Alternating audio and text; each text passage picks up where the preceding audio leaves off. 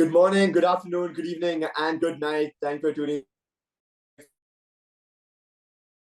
for another episode of CSP, ladies and gentlemen.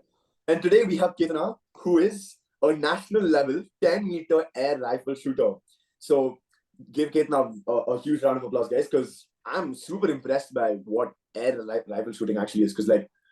Because it sounds so cool, right? Like when you think about someone professional knows how to shoot, like okay, if there's a fight or something, calling Ketana and then like done. So yeah, Ketana, without any further ado, just give the audience a tiny intro about yourself. So, hi guys. First of all, I need to thank Jeev and Moksh. Moksh is my classmate. Jeev studied in my school. So yeah, I thank them, for inviting me here.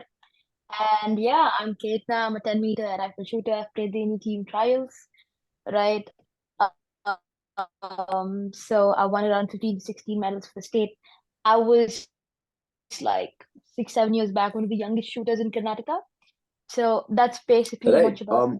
So of course, like shooting isn't really like one of the biggest careers like for a child, right? Like you don't wake up one day and you're like, I want to like become a professional riflesman. So like, how did you actually get into that field, and like what got? Right. I think first of all, as a kid, I really did not like physical exercise, but I really wanted to get into a sport because I think sports teaches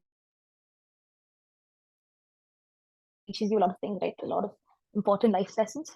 Now, coming to the part how I got into the sport, I think 2016 Rio Olympics was playing in the TV. I remember with my dad, I was watching PV Sindhu won a silver medal, and the next sport that was displayed on the TV was rifle shooting, a very interesting sport. I remember Abhinav Bindra got the fourth place. And I think I was like, wow, that's an interesting sport. I think it's a very cool sport, as you said. And I was like, okay, as a fourth grader, I was like, okay. And I think my dad, he, has one, he's a professor. One of his students was pursuing rifle shooting. And I had asked him about it. But initially he said no, because the rifle shooting place was very far away from our house. Apparently it was in Bangalore University, and it's the only thing that he knew. But I was like, okay, no, I'll Google it up. And I remember, like, we had a family laptop. I Googled it up, oh, where rifle shooting places. Found one in Yelahanka. And I started off like that. 2 years, or no, around 2 years. I think 1.5 year into it, I got into it professionally completely, very interesting sport. And I was good at it. I was pretty good at it. So Right. And like I'm sure like when you have like those bad days where you're like, okay, like do I really want to continue this? Like you remember that one moment which got you back into it, which is so wait, so when you actually think about it, it was all just because you were sitting right in front of that TV that day, and like right after that match you just decided to stay there, and here you are. yeah, I think pretty much that. I think those the small moments, that change life completely Exactly. how it is. Very interesting. That's quite, interesting because such a small thing, sitting in front of the TV watching the Olympics, it inspires you. It inspires people to be the people like that, athletics and all that. But rifle shooting is something that I haven't really come across as a sport. So, what are the skills and qualities that are essential to like someone who wants to get into the sport for a successful rifle shooter?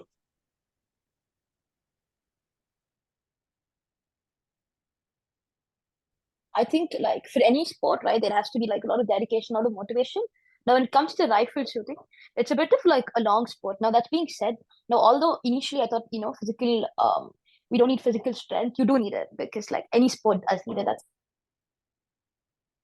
the basis of any sport. The thing is, you'll have to put in a lot of hours into the sport. There's a lot of dedication. So there's like around 4 hours of practice every day, and then you have to do strengthening and conditioning or like workout for like another hour, hour and a half, right? And then we have aspects of breathing, position, and you need to be really like a calm person, right? Apart from that, I think that's it. That's how you start off, and you build a lot of skills as you go along. Like my concentration improved, one example. Right. No, I think one of my cousin sister actually.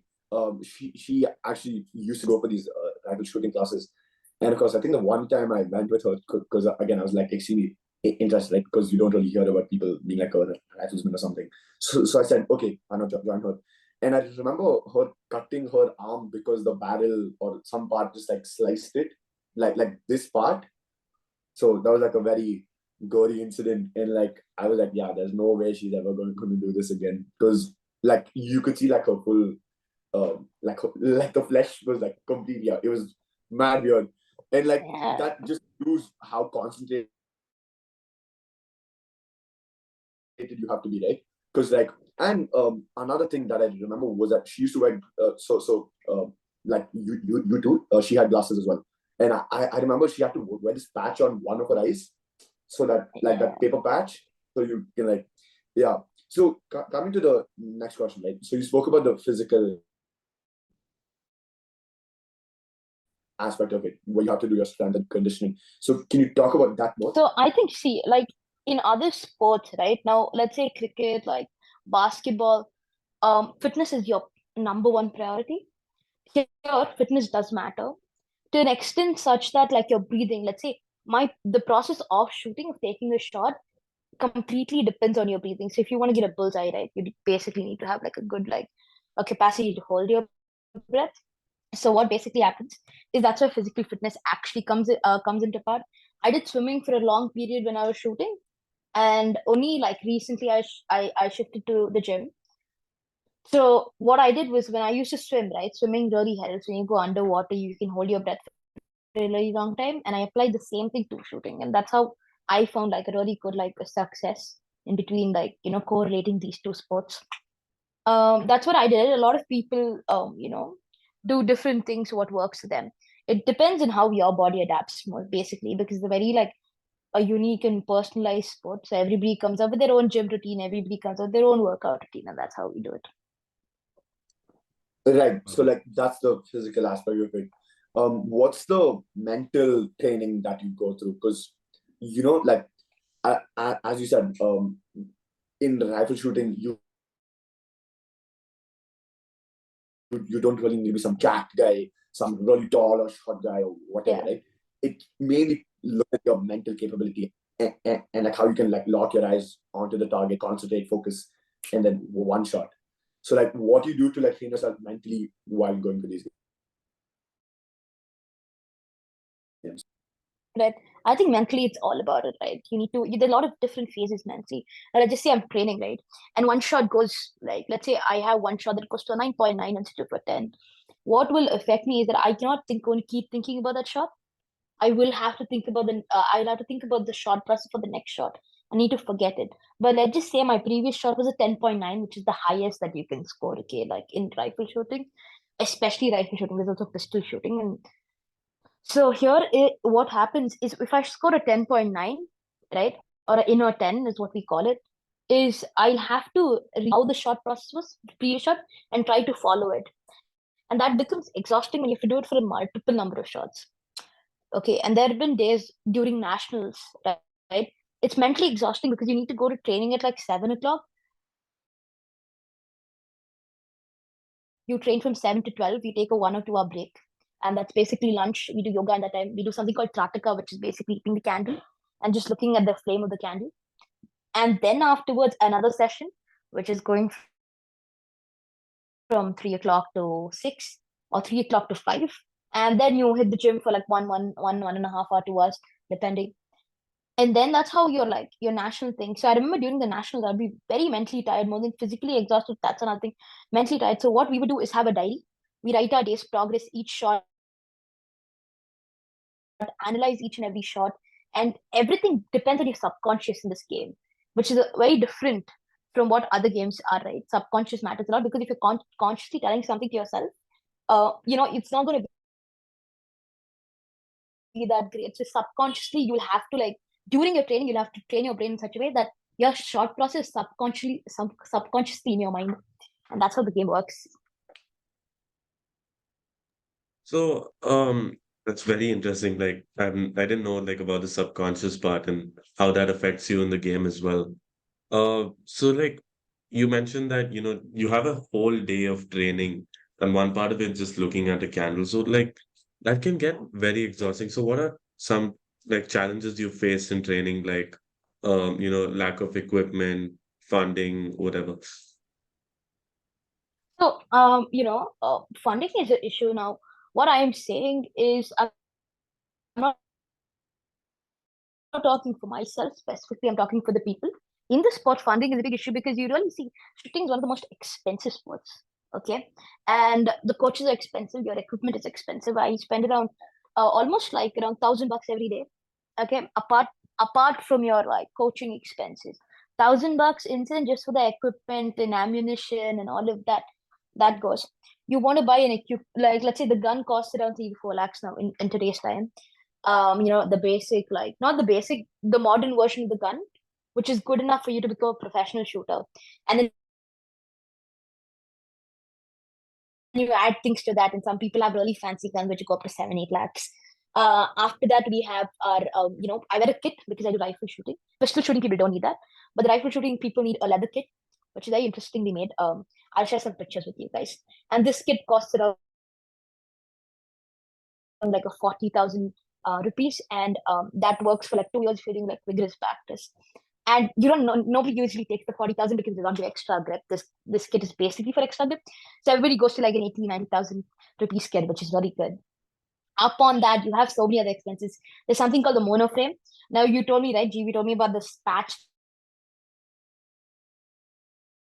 thing that your sister had, but we don't have that because that's very like not that professional for like us. So we have something called the monoframe, which is basically a lens attached to the gun itself, and that again costs you significant, I think 7 to 8K.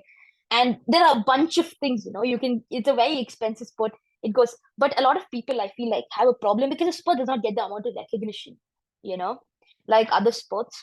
And there's a lot of funding for the sports where they don't need that much. And we've been given one of the least funding by the government, either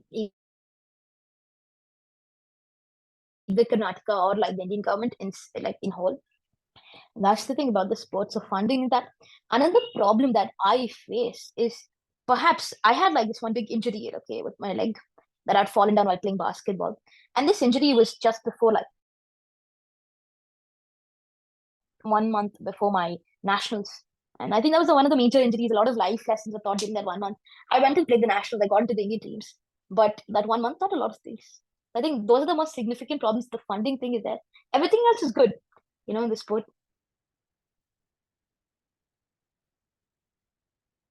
We'd love to see some pictures, like you had said, of your kit. If you have them, we'd love to see them. Yeah, exactly. Yeah, I'll send it across. If I'm not wrong, it's this white color kit, right? Like it looks like a very robotic thing. Yeah. Yeah.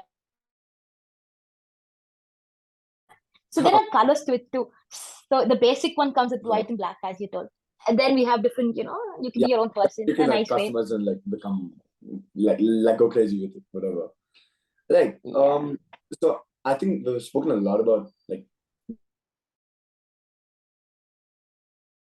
like the hardships and like everything. Let's like move on to like a lighter note. What are one of the most memorable moments you had in the whole shooting industry in like your entire career in shooting? I think the most memorable one, I think, is the first medal. I think it was 3 goals, the first competition I ever played. Okay. I'm a 9-year-old, I'm a 10-year-old kid. Okay. And bro, the adrenaline you get, like, when you won in all categories. I was a 10-year-old who everybody lost to there. Like the 300 participants in the women's category all lost to me. And I was not even tall enough for the second participant, in the women's category. I was so short. And it's like a funny thing to look back on because it gave me a lot of confidence more than anything else. So I think that's a very memorable moment. I remember like being really happy about it. And I remember jumping, and I also fell down on the sofa. That's one thing. I'm a very clumsy person, but yeah. So that's what happened, and one of the greatest things, most Okay, memorable moments. I have another question. So you said the whole medals thing, right? So this got me thinking about how like a rifle event even happens. Like you spoke to us about like a Okay. training of yours. Like where you get up at like 7 and like you go on like the full day just training. Now, how does that change during game day? Like what's your routine on game day? Okay. So game day, I'll just tell you how the game day works, and then I'll tell you my game day routine, right? So game day is basically we have something called details. Okay, that's a set of matches. Let's just say I have 10 lanes. Okay, 10 lanes are like each lane one person stands and shoots. Got me? So has a match going on with all 15 lanes occupied. And for professional rifle shooters, it's 60 shots. We call it ISSS. And we have a trial time of 15 minutes before that to set your rifle. Okay, because let's say I'm going to a new range, right? I need to adapt my rifle to the lighting and all of the other things. So I'll have to change the settings of that. For the 15 minutes I get, I need to do all of that. Okay. Then our match starts. 60 shots will be shot in an electronic target. So the electronic target is based on a sensor. So that's what happens during game day. And I think my prep for the game day mostly works out like so the day before itself I start prepping. My day goes like the day before I'm reading my diary, which is basically a set of instructions, my technique, everything written down. Read that like on mantra. I like literally like chant it. And then after that, the next day, it depends on what time my detail is. Let's say it's in the morning, I take a bath and then I just don't allow any thoughts to run my mind. So it's a big process, but you really need to master that. You don't have to think about the results after. You only have to think about how you're going to shoot. And the only thing that should be in your mind is not tense, it should be the technique. And that's how it basically works. That's what I'm doing the whole time. Again, I'm chanting my technique, making my brain understand, calm down, not allowing the match pressure to get to me. And if it's in the afternoon or the evening, depends. I'll take a nap. Let's say it's in the evening at 5.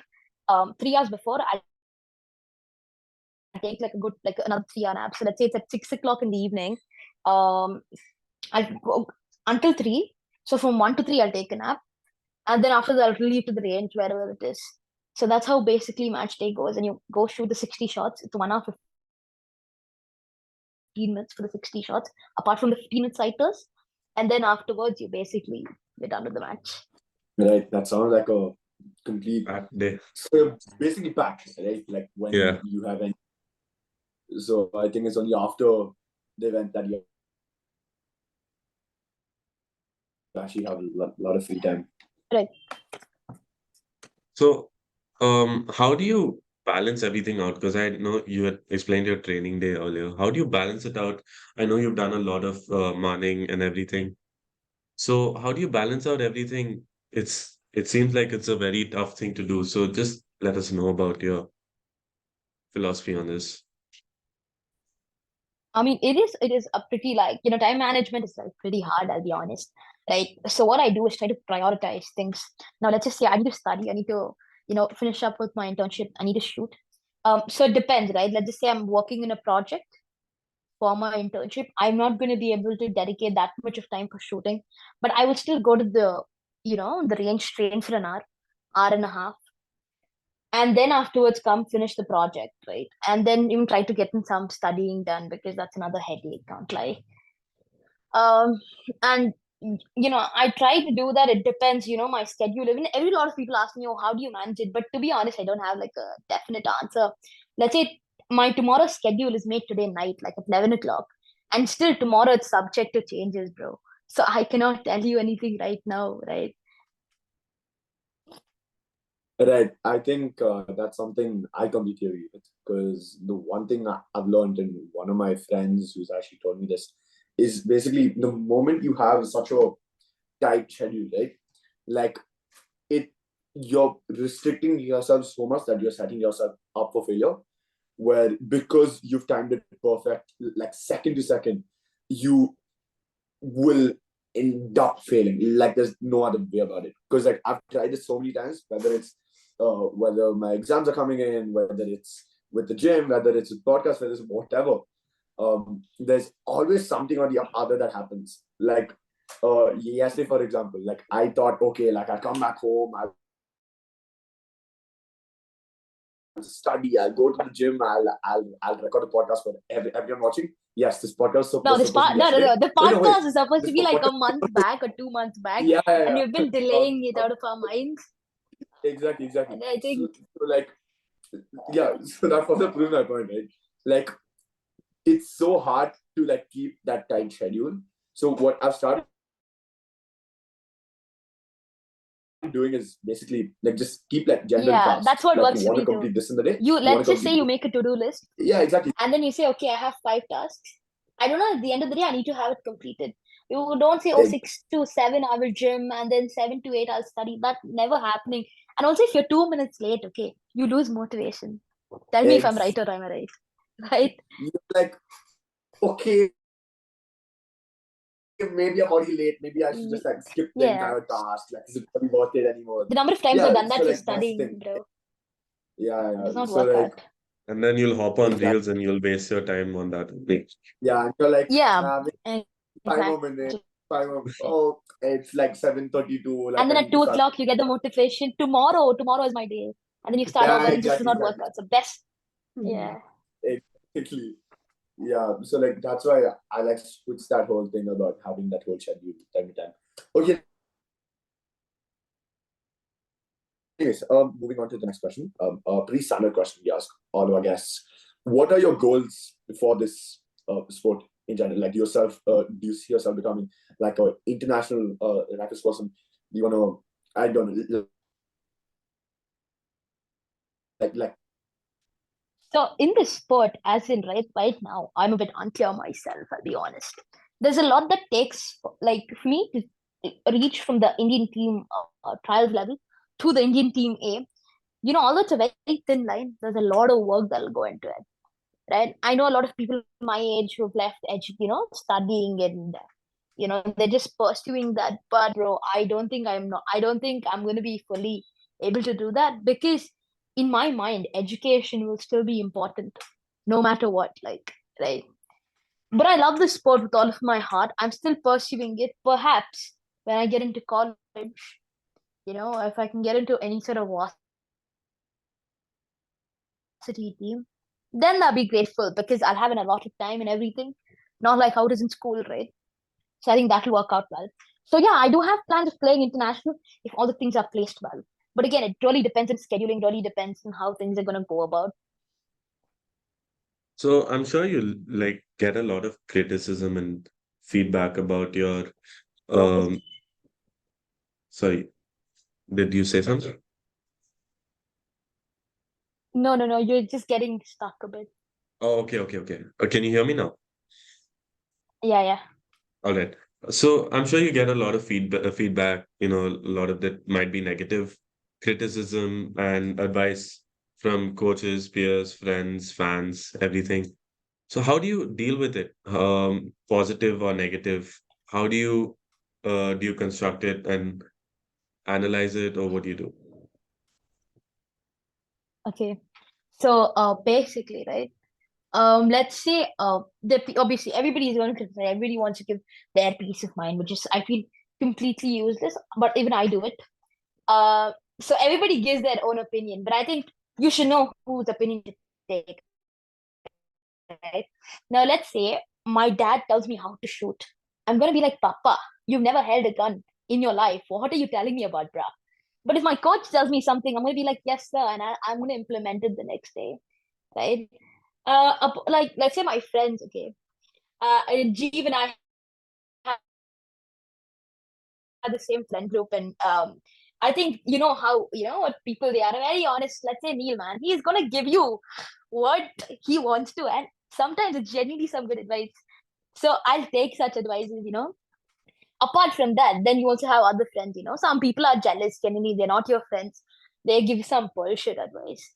And you're not gonna take it, bro. Like, let's be honest. So it depends on what advice and who's giving it and how serious they look when they're giving it. They're genuinely concerned. They're just giving some nonsense that I know is not like going to help me. And that more seriously, because I know that they're like, even I know that I'm making a flop, but I won't work in it until somebody points it out. And I think my coach does that a lot for me. It really helps. My parents also, I take my parents' advice. I really try to actually. I don't take my dad's advice. Ah, never mind. Bro, I take my mom's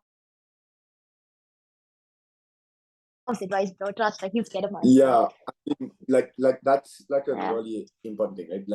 Like there are certain people you go for like certain like like like different times require different people to give you advice, right? Like Yeah.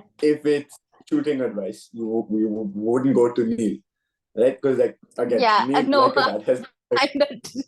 yeah, exactly like Bro, he's gonna give me shit for including him, bro. I'll be like, okay, now, man, what do you think of yourself? yeah, no, I'm no worries. waiting. Just don't Neil, tell him that Neil, I told Neil, him that.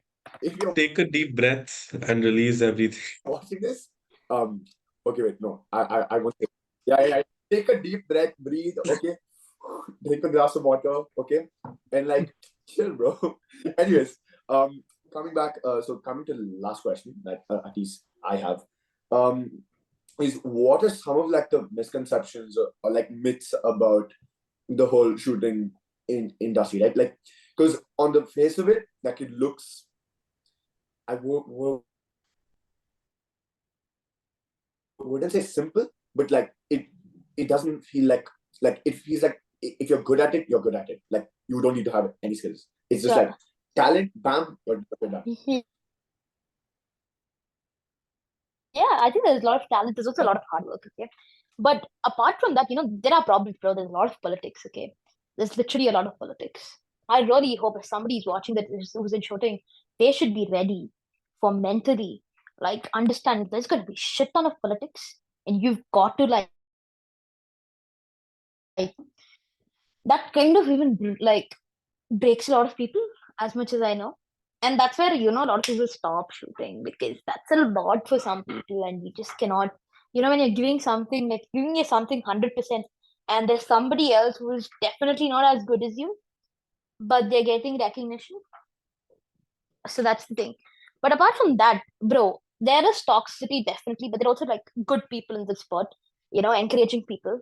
Uh, and it's actually kind of evolving. The sport's very much evolving. I think another myth is that shooting